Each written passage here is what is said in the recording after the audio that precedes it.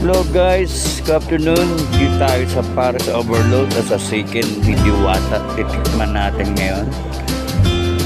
Yan, dito po tayo sa Pasay. Dahil po kumakain. Hindi natin alam kung anong oras tayo makakain. Hanapin natin si Diwata.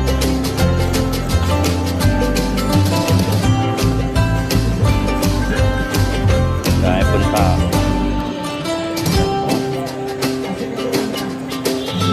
Yan po si Diwata nagsasalita. Wala na rin po yung kasama.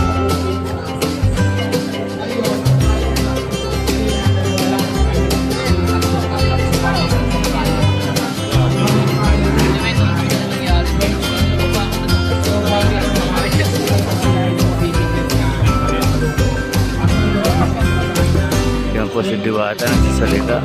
Yan po ang haba ng pila.